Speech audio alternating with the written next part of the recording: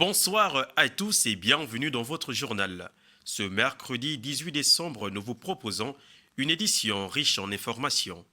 Le président de la transition, chef de l'État, a procédé à l'inauguration d'une nouvelle structure bancaire 100% gabonaise, un projet ambitieux visant à renforcer l'économie nationale.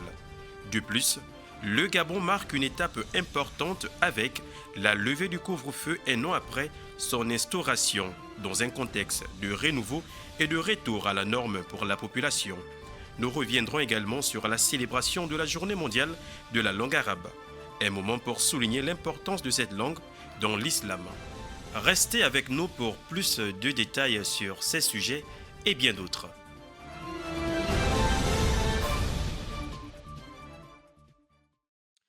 Mesdames et messieurs, bienvenue dans votre journal. Assalamu alaikum wa rahmatullahi wa barakatuh.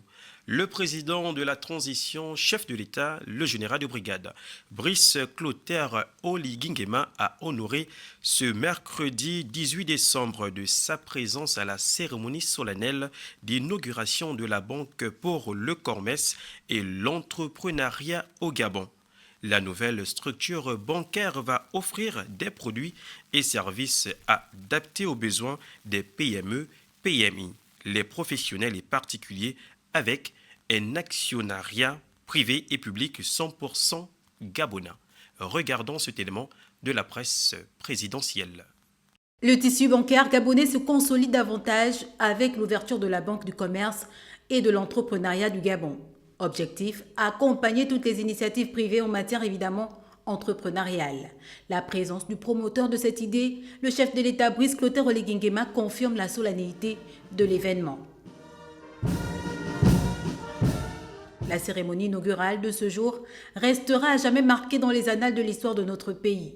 Le président de la République matérialise ici son ambition de restaurer la dignité du Gabonais à travers de nombreux mécanismes de création d'emplois décents.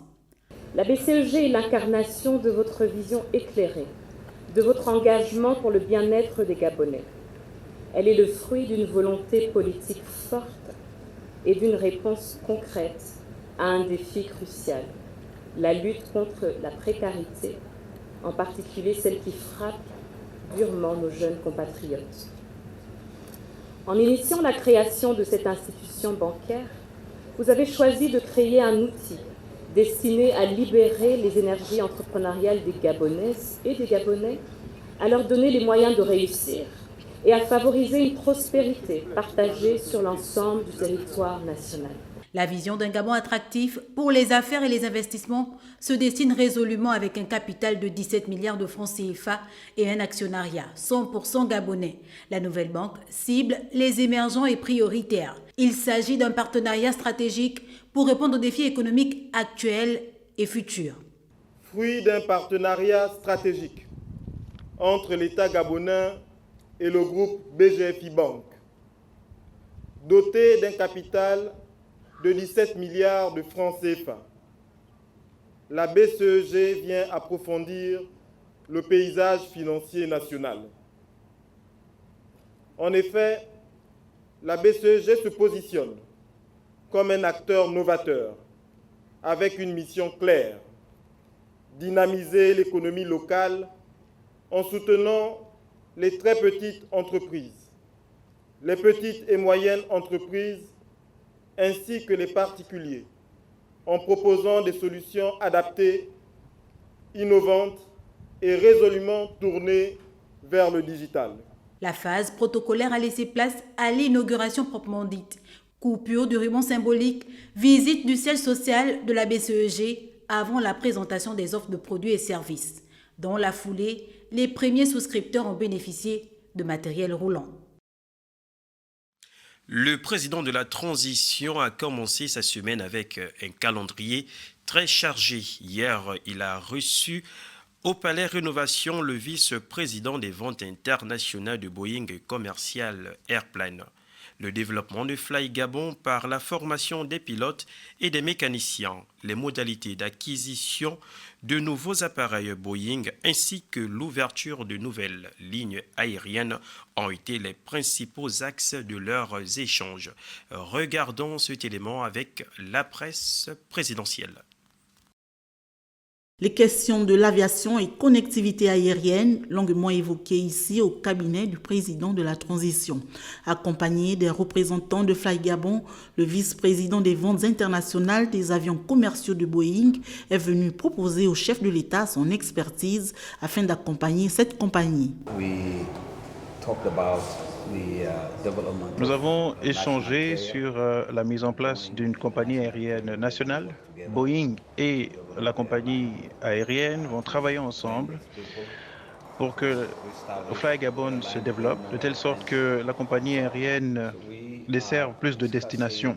Les discussions sont en cours et nous proposons un ensemble de services, notamment la formation du personnel de Fly Gabon, des pilotes, la fourniture de nouveaux appareils au Gabon, la mise en place ou l'ouverture de destinations supplémentaires sur le continent mais également à l'extérieur. Le président a donné des instructions claires pour que la compagnie aérienne se développe davantage pour desservir le plus grand nombre de destinations possibles. Donc Boeing est ici pour aider à cela justement. Boeing, dont l'expérience n'est plus à démontrer dans le monde, compte démarrer son partenariat avec Fly Gabon à partir de l'année prochaine.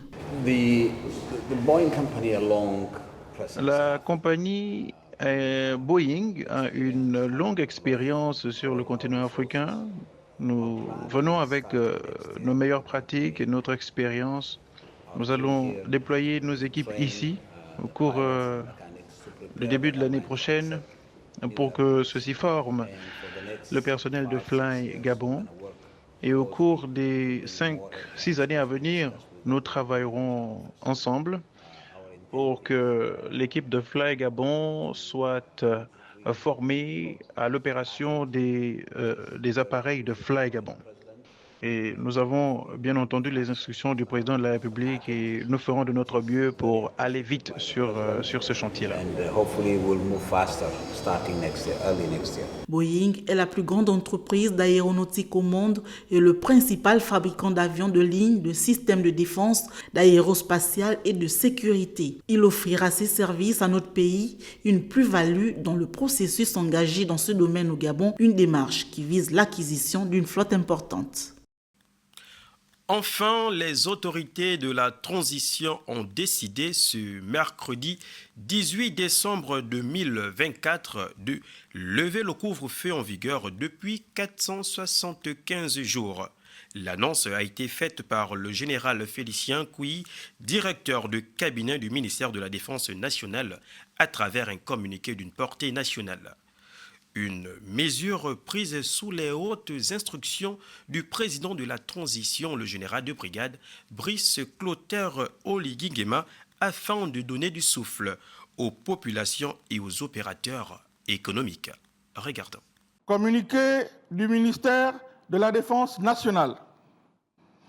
Le ministre de la Défense nationale informe les populations que sur les très hautes instructions de son Excellence, le général de brigade Brice Clotaire Oligui Nguema, président de la transition, président de la République, chef de l'État, chef suprême des forces de défense et de sécurité, le couvre-feu est levé à compter de ce jour, mercredi 18 décembre 2024, jusqu'à nouvel ordre, sur toute l'étendue du territoire national.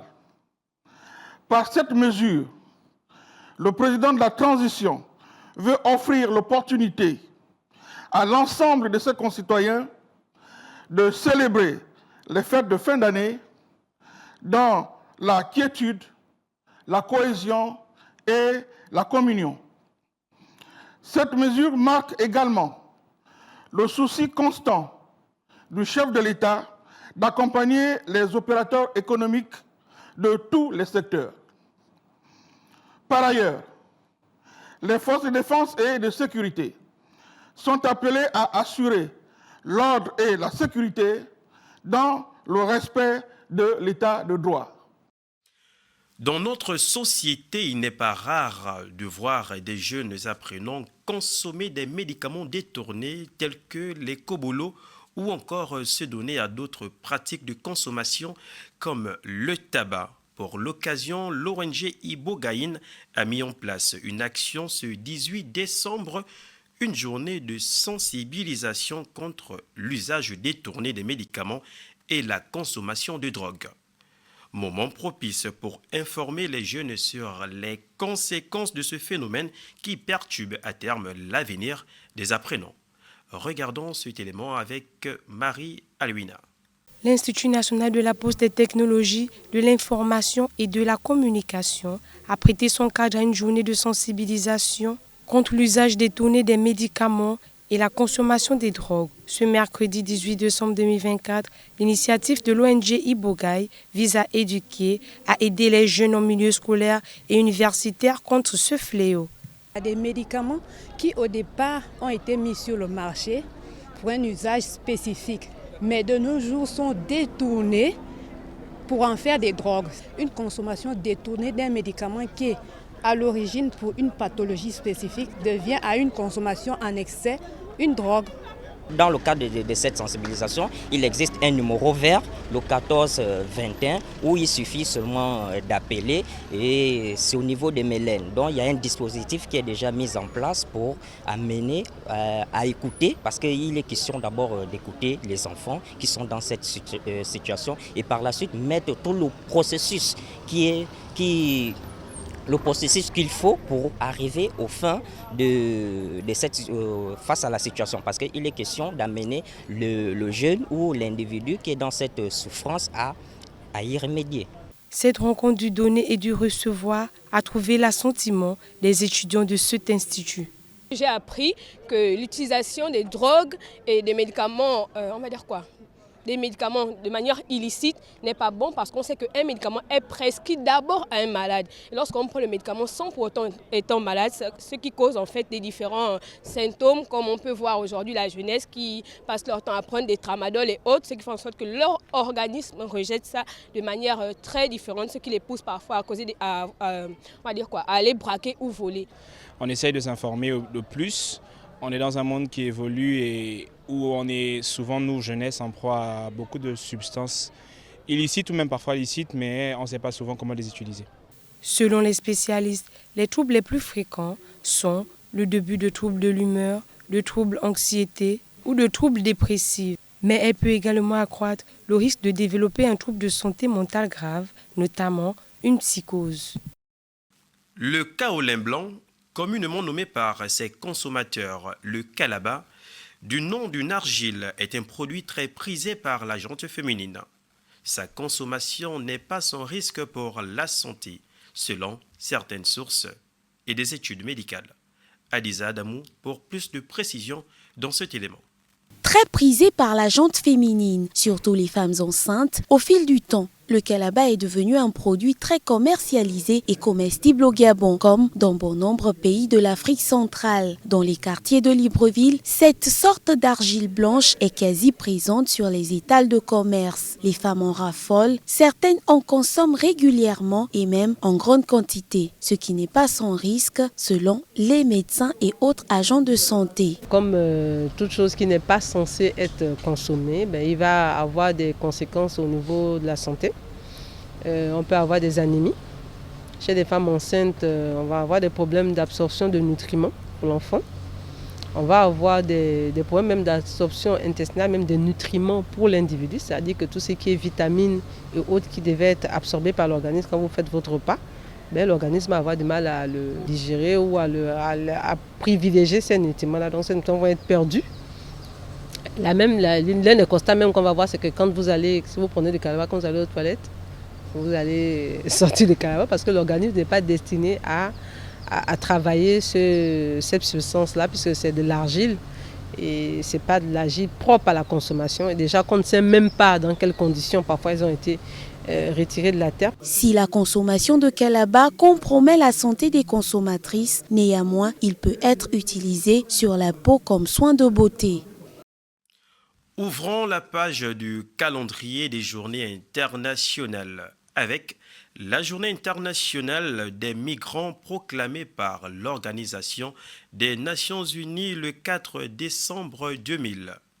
et commémorant l'adoption de la Convention internationale sur la protection des droits de tous les travailleurs migrants et des membres de leur famille.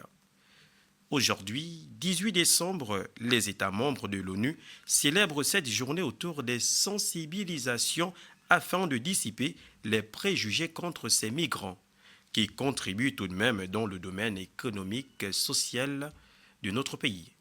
Un récit signé Zita Avomo. La Journée internationale des migrants célébrée chaque année le 18 décembre nous donne l'occasion de mettre en lumière les contributions inestimables de millions de migrants dans le monde. Cette journée permet également de mettre l'accent sur l'environnement de plus en plus complexe dans lequel s'inscrivent les migrations. Les conflits, les catastrophes climatiques et les pressions économiques continuent en effet de pousser des millions de personnes à quitter leur foyer en quête de sécurité ou simplement d'opportunités. En 2023, un nombre record de déplacements internes a été enregistré, ainsi que le nombre de décès de migrants en transit, selon les chiffres des Nations Unies. En 2022, l'Agence des Nations Unies pour les réfugiés estimait à 108,4 millions le nombre de personnes déplacées de force dans le monde, donc 35,3 millions de réfugiés, 62,5 millions de personnes déplacées à l'intérieur de leur pays et 5,4 millions de demandeurs d'asile. Ces chiffres sont en constante augmentation avec les conflits en Ukraine, à Gaza, au Soudan ou encore à l'est de la République démocratique du Congo. Depuis 2014, près de 70 000 migrants sont morts ou portés disparus le long des routes terrestres et maritimes, le nombre réel étant probablement beaucoup plus élevé. Le Gabon compte une population totale de 1,8 million d'habitants, dont une fraction constituée de migrants. Ceux-ci représentent environ 5% de la population totale du Gabon, selon une enquête de l'Organisation maritime internationale.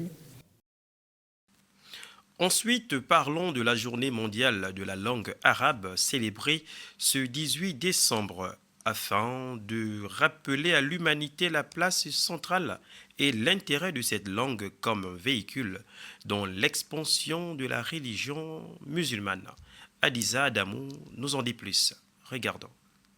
La communauté internationale commémore ce 18 décembre 2024 la journée de la langue arabe, une occasion de rappeler à l'humanité l'importance de cette langue dans la religion musulmane. Nous aimons la langue arabe à cause de trois choses.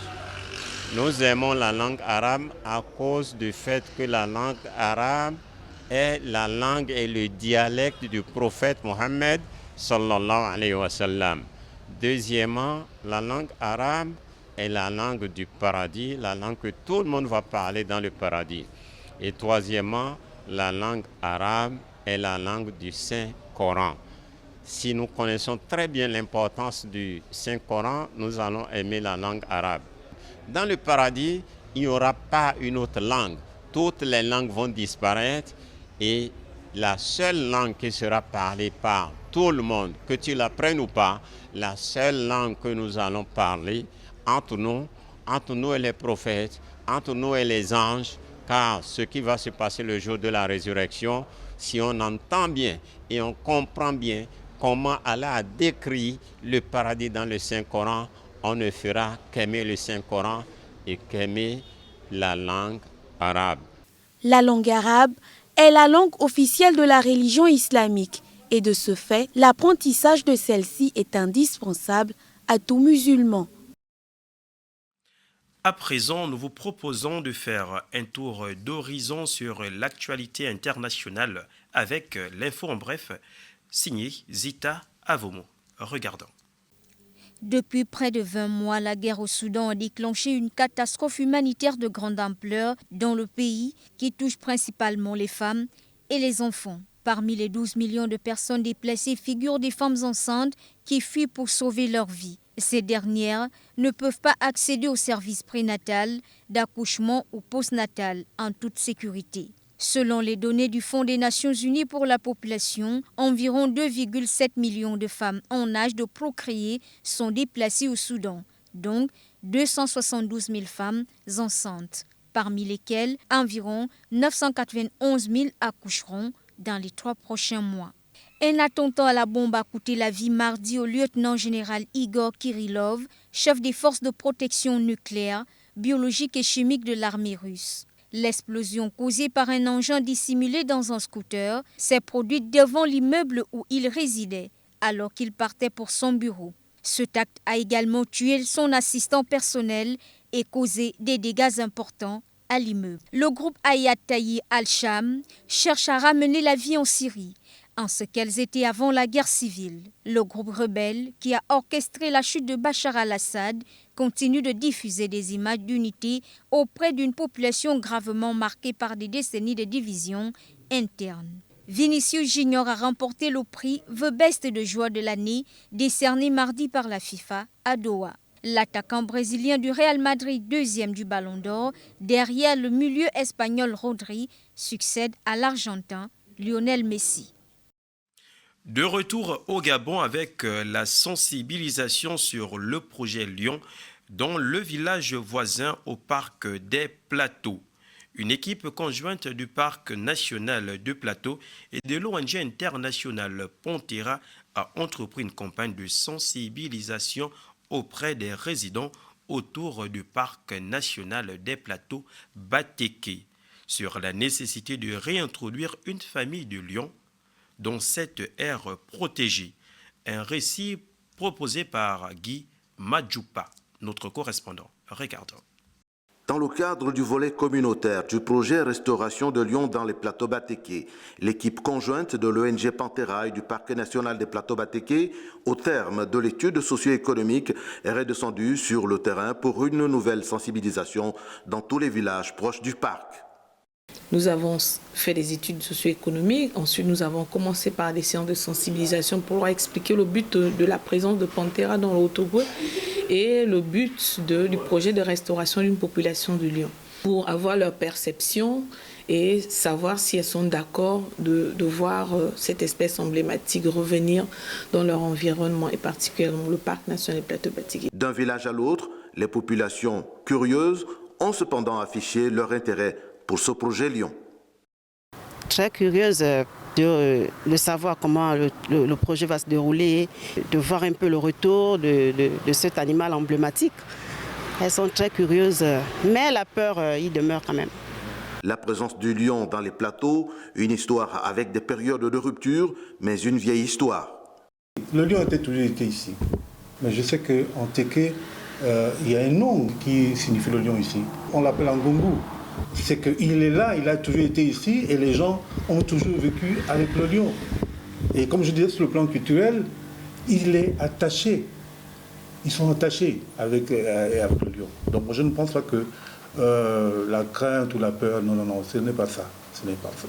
La principale question était la question sécuritaire. Et avec notre expert, la coordinatrice de la santé animale et la coexistence homme-faune, nous avons montré toutes les mesures qui ont été prises par l'ONG afin de garantir la sécurité des populations. Donc, l'une des premières mesures est que les animaux qui vont arriver seront dotés d'un collier satellite qui permettra qu'on puisse les suivre partout où ils iront. Le projet Lyon dans les plateaux Batéké, il remonte à l'année 2019 à la suite de l'apparition, 4 années plus tôt, d'un lion solitaire dans le parc. Mesdames et messieurs, merci pour l'attention que vous accordez à cette édition d'information. C'est tout pour l'actualité aujourd'hui. On se donne rendez-vous, Inch'Allah, demain. Assalamu alaikum wa rahmatullahi wa barakatuh. Bien chose à vous.